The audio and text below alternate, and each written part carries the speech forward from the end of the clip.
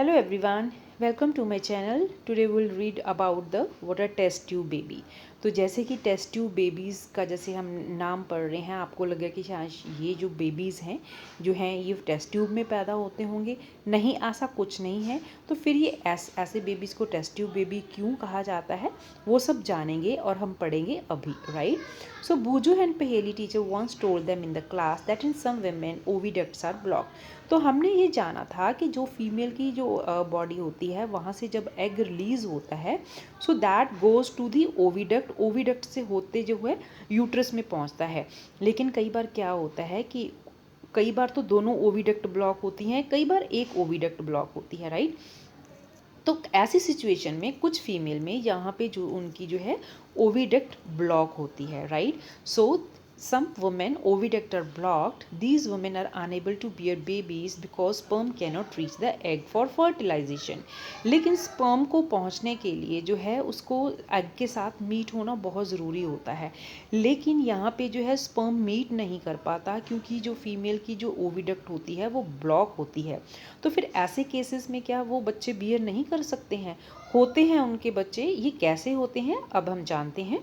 In such cases, doctors collect freshly released egg and sperm and keep them together for a few hours for IVF और इन vitro fertilisation.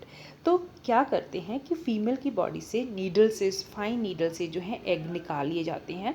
Fresh egg जो female की body से निकाल कर और उधर से मेल के जो है स्पर्म जो हैं कलेक्ट करके with the help of fine needle string, तो उनको जो है मीट करवाते हैं। कहाँ पे? In the test tube. So ऐसी process they are kept together for a few hours, that is fertilization outside the body. ऐसी फर्टिलाइजेशन जो कि outside the body taking place, such fertilization is called IVF और in vitro fertilization. तो students आपको IVF या in vitro fertilization या test tube babies पे जो है शॉर्ट नोट आ सकता है या MCQ भी आ सकता है कि जो in vitro fertilization होती है इज़ दैट एक्सटर्नल, इंटरनल, और इट कैन बी इंटरनल और external, it can be none, right.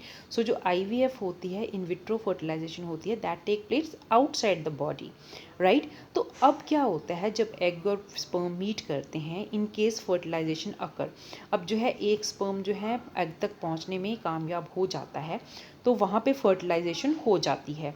फिर क्या होता है, the zygote is allowed to develop for about a week and then it is placed in the mother's uterus. तो अब तक जो सारा काम हो रहा था वो एक साइंटिस्ट की देख रेख में हो रहा था, डॉक्टर की देख रेख में हो रहा था। It was taking place in the test tube. तो जैसे ही एक वीक के लिए जब जो है सेल्स जो धीरे धीरे डेवलप होने शुरू हो जाते हैं, जाइगोट जो बन जाता है, तो उसको जो है एक वीक के बाद it is then planted into the mother's uterus. तो मदर की यूट्रस में जो है उसको इम्प्लांट कर दिया जाता है। So complete development take place in the uterus and the body is born like any other baby. यहाँ पे सिर्फ फर्टिलाइजेशन बाहर हुई, जैसे जाइगोट हुआ उसको थोड़ा सा मेच्योर करके for 1 week, so it was then again implanted in the body of the female. तो फिर यहाँ पे वैसे ही ग्रोथ होगी जैसे एक नॉर्मल बच्चा जो है ग्रो करता है एक मदर की बॉडी के अंदर, right. So babies born through this technique are called test tube baby. ऐसे बेबीज जो टेस्ट ट्यूब की विधि से पैदा होते हैं, इस टेक्निक से पैदा होते हैं, उसको हम बोलते हैं test tube baby. So this term is actually misleading because baby can not grow in test tube. तो आगे से आपसे ये पूछा जाए कि जो टेस्ट ट्यूब बेबी होता है क्या वो टेस्ट ट्यूब में होते हैं? नहीं, सिर्फ उनकी फर्टिलाइजेशन बाहर होती है टेस्ट ट्यूब के अंदर। तो ये जो उसके बाद जब जाइगोट बन जाता है तो आफ्टर 1 वीक उसको जो है it is then again implanted into the body of the female, जहाँ पे एक जो है एम्ब्रियो में जो है बेबी ग्रो अप होता है एंड जो है एक नॉर्मल जो प्रोसेस होता है उसी के थ्रू ही जो है बेबी का बर्थ होता है। तो मैं उम्मीद करती हूँ आपको ये सेशन पसंद आया होगा। Thank you so much for watching.